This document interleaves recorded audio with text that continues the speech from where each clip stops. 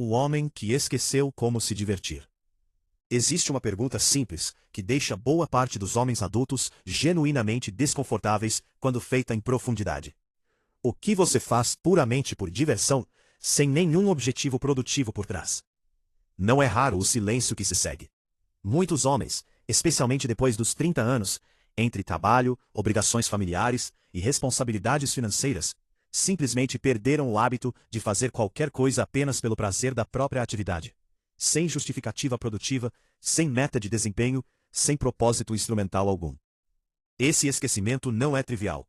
Ele revela algo profundo sobre como a masculinidade contemporânea foi condicionada a associar valor pessoal quase exclusivamente à produtividade e ao desempenho. Um homem que joga xadrez apenas por gostar do jogo, sem competir, sem tentar melhorar seu ranking, é visto inclusive por ele mesmo como se estivesse desperdiçando tempo. Essa mentalidade, levada ao extremo, transforma cada hobby em mais um projeto a ser otimizado, mais uma métrica a ser melhorada, e paradoxalmente elimina exatamente o elemento que tornaria a atividade genuinamente restauradora: o prazer desinteressado, livre de cobrança externa ou interna. A filosofia estoica, contrariando a percepção popular de que pregava uma vida de rigidez perpétua, na verdade reconhecia com clareza a importância do que Sêneca chamava de tempo dedicado ao espírito. Momentos deliberadamente reservados para atividades que restauram a mente sem exigir dela produtividade constante.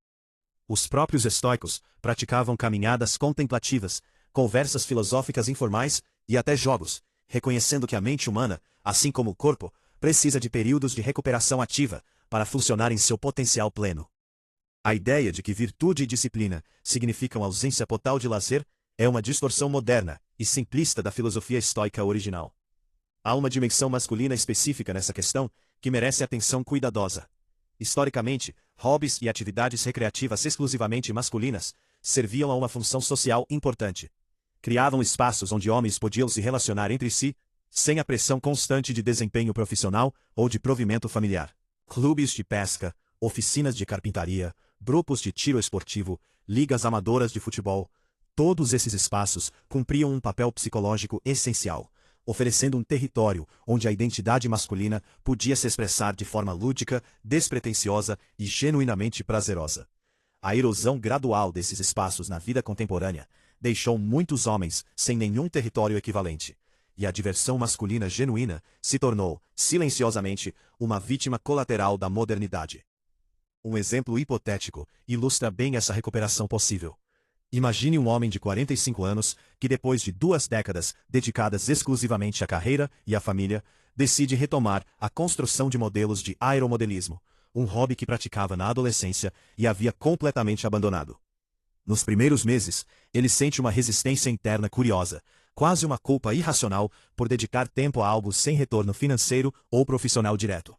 Mas à medida que persiste, percebe uma mudança notável em seu próprio estado emocional.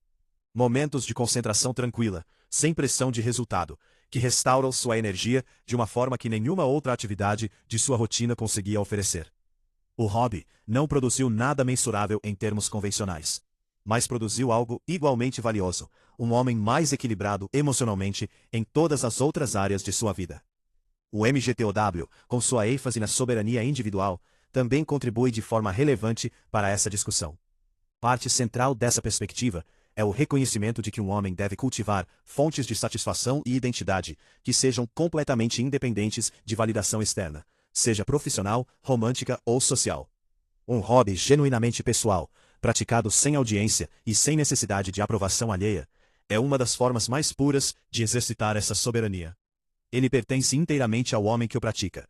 Não pode ser tirado por um divórcio, uma demissão ou uma crise financeira, e por isso se torna uma âncora estável de identidade em meio às inevitáveis turbulências da vida adulta.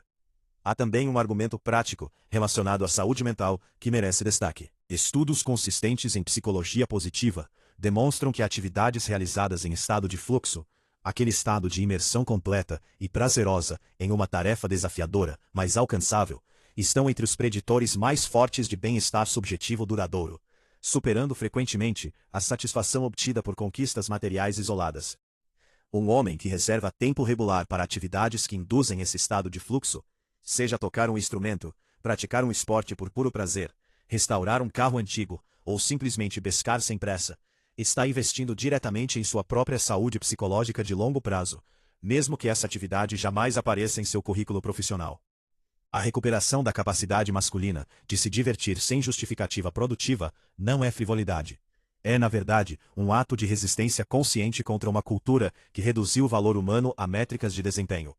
E o retorno deliberado a uma forma mais completa e equilibrada de masculinidade. Uma que Marco Aurélio certamente reconheceria como sábia. Cuidar da alma exige tanto disciplina quanto momentos de leveza genuína. E um homem que esquece completamente da segunda acaba cedo ou tarde, exaurindo até mesmo sua capacidade de sustentar a primeira.